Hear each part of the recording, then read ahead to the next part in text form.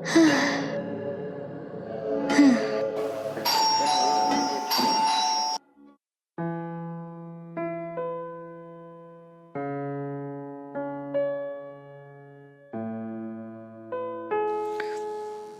সুরেশ, তুমি অনেকক্ষণ এসছো? হ্যাঁ স্যার। আচ্ছা, ম্যাডাম কোথায়? ম্যাডাম মনে হয় ভেতরে ঘুমোচ্ছে। কি বলছো, ম্যাডাম আজকে তোমাকে পড়ায়নি? আচ্ছা সুরেশ, তুমি ওখানে বসে একটু পড়াশোনা করো, আমি 5 মিনিটের মধ্যে আসছি। Okay sir.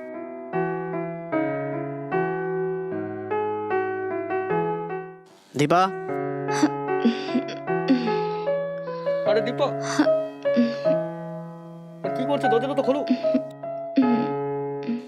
আরে তুমি? আরে ভেতরে কি করছো?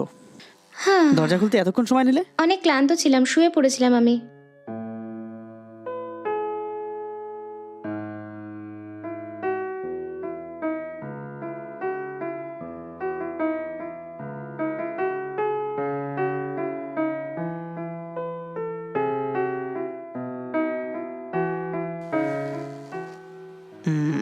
সুরেশ, সাবজেক্ট শেষ হ্যাঁ, করেছো পুরোটা তো? করে ফেলেছি স্যার।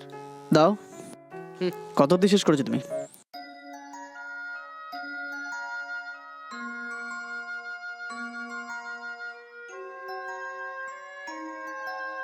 ওগো শোনো, এই ডিস্টার্ব করো না, লাইট বন্ধ করে শুয়ে যাও। দেখো একটা জরুরি কথা বলার আছে তোমার সঙ্গে। কি ব্যাপার? আমাদের এখানে টিউশন পড়তে একটা ছেলে আসে না, ওর চালচলন ঠিক লাগে না আমার। ওর আমাদের বাড়িতে আসা আমার একদম পছন্দ নয়। এই ব্যাপার? উম, ওকে কেন তোমার পছন্দ নয়? উম, আমার সাথে ওর কথা বলার ব্যবহার আর ওর কথা বলার ধরন আমার একদম পছন্দ নয়। হুম। ওকে বলো যে আর আমাদের বাড়িতে না আসতে। এই, তুমি ওকে ভুল ভাবছো। হ্যাঁ, ও খুবই ভালো একটা ছেলে, তোমাকে আমি প্রথমেই বলেছিলাম। ওর বাবাকে দিয়ে আমার অনেক কাজ করানোর আছে। এই সময় ওকে যদি আমি না আসতে বলি, সে সময় একটু মুশকিল হয়ে যাবে। আমি যদি ওকে টিউশনে আসতে না বলি, তাহলে ওর বাবা আমার কাজ হয়তো কোনোদিনই করবে না, বুঝলে? ঠিক আছে, ওই ছেলেটা আমাদের বাড়িতে আসার পরিবর্তে তুমি ওর বাড়িতে গিয়ে টিউশন পড়াতে পারো তো।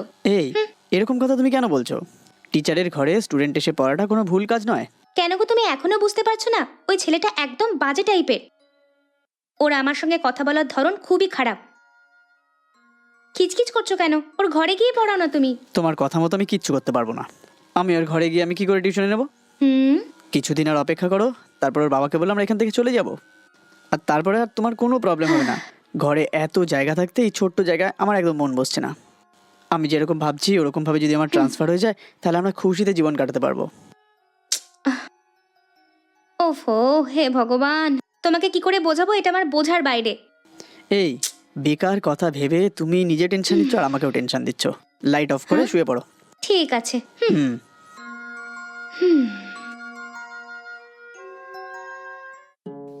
সত্যি স্যারের ওয়াইফ তো পুরো স্বপ্নের পরী, কিন্তু যখনই আমি তার সাথে কথা বলতে যাই, তা আমার সাথে সোজাভাবে কথাই বলে না। আমি তো কোনোভাবে আমার কথার ওপর জড়িয়ে আমি একদম নিজের করতে চাই তাকে, কিন্তু উনি আমার কথার জালে ফাঁসছেই তো না। কি করি? সুরেশ, আরে সুরেশ, আরে কি হয়েছে মা? ভেতরে দরজা দিয়ে তুমি কি করছো? বাইরে এসো।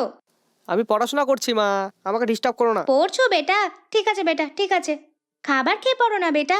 আজকাল তুমি পড়ার চক্করে খাবার খেতেও ভুলে যাচ্ছ বেটা। এরকমই যদি চলতে থাকে তাহলে তোমার যে শরীর খারাপ করে যাবে। এসে খেয়ে যাও না। হ্যাঁ ঠিক আছে মা। কি করব আমি? যে কোনো মূল্যে এই স্যারের ওয়াইফকে আমাকে পটাতেই হবে। কিছু না কিছু আইডিয়া তো বানাতেই হবে। দীপা, আমার একটা আর্জেন্ট কাজ এসেছে, আমি 1 ঘন্টা চলে আসছি। টিউশনের জন্য যদি সুরেশ আসে বলবে একটু বসে পড়তে। তাই নাকি? ঠিক আছে, তাড়াতাড়ি dear, চলে bye. এসো। হুম।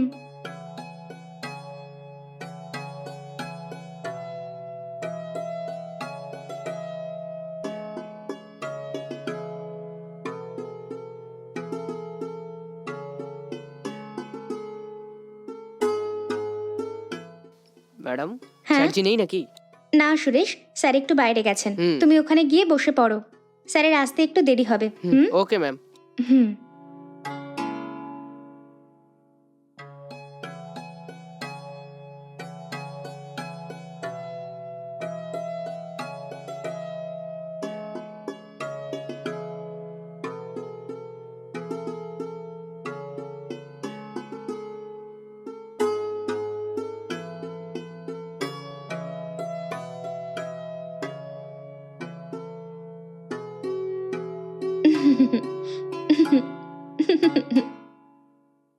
হুম হুম এ কি, তুমি এখানে বসে আছো? তোমাকে পড়তে বললাম না আমি? ভাবলাম আপনার সাথে বসে আমিও একটু মুভি দেখিনি, কিছুক্ষণ পর গিয়ে পড়ি। এটা কি ম্যাডাম, আপনি তো পুরোনো ছবিগুলো দেখছেন, কোনো নতুন ছবি দেন না? ম্যাডাম ওই রিমোটটা একটু দিন না আমাকে। ম্যাডাম দিন না একটু।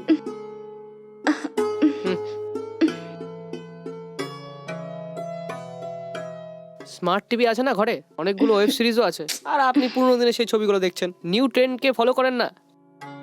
হুম নিউ জেনারেশন হয়ে আপনিও পারেন, মানে কি বলবো। আমার কথা শুনে আপনি আবার কোনো রকম খারাপ মনে করেন না, হ্যাঁ? ঠিক আছে, এবার বন্ধ করো, আমার ভেতরে কাজ আছে। ব্যাস 5 মিনিট টিভি দেখে গিয়ে পড়াশোনা করো।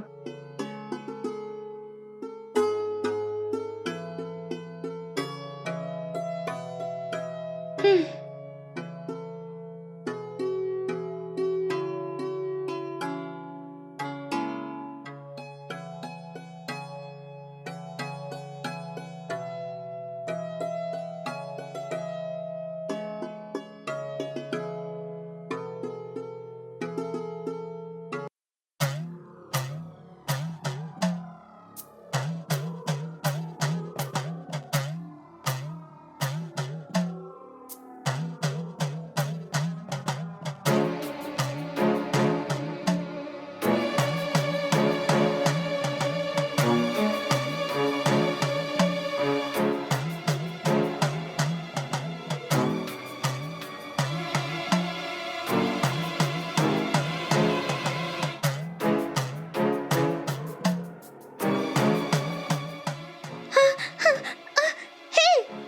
কি এগুলো?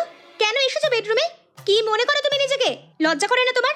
প্রথমে বেরিয়ে যাও এখান থেকে। ম্যাডাম আমার না আপনার সাথে একটা জরুরি কথা বলার আছে, আপনি দয়া করে আমাকে আর আমার ফিলিংসকে একটু বোঝেন না। ম্যাডাম আপনি যদি চান আমাকে মেরে ফেলতে পারেন, কিন্তু আমি আপনাকে খুব চাই। হ্যাঁ? সত্যি কথা বলতে টিউশনের বাহানে আমি আপনার সাথে দেখা করতে আসি। এই, তোর কোনো ধারণা আছে যে তুই কি বলছিস? এই ছোট বয়সে তোর এই রকম আচরণ? আমি তোর গুরুর পত্নী, তোর মায়ের মতো। তোমার চালচলন ঠিক নয়।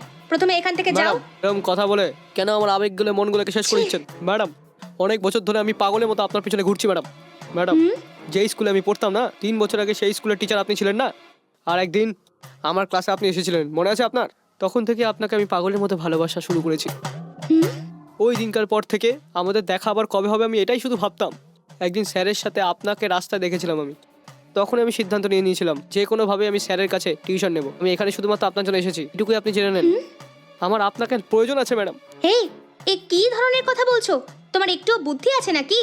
যদি স্যার এটা জানতে পারে তোকে কেটে রেখে দেবে। ম্যাডাম আপনি যা কিছু ভাবতে পারেন, আজকে আপনাকে আমার ইচ্ছা পূর্ণ করতে এই! হবে।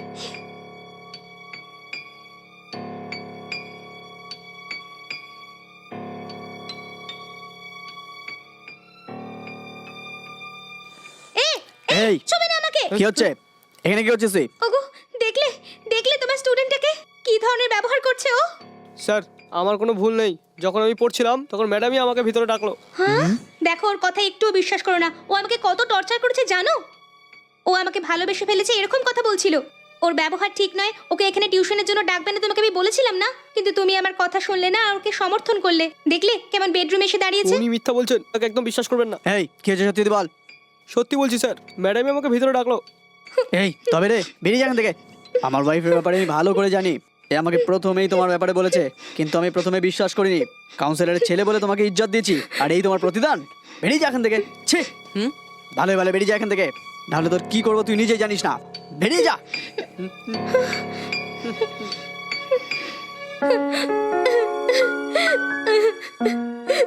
এই তুমি কাঁদছো কেন? এতে তোমার কোনো ভুল নেই। এই সোসাইটিতে এরকম অনেক নোংরা লোক আছে। তোমার ব্যাপারে কেউ কিছু খারাপ বললে আমি বিশ্বাস করবো না। তোমার ব্যাপারে আমি জানি, চিন্তা করো না। আমি আছি না, তুমি আমার জান। Thank you so much go.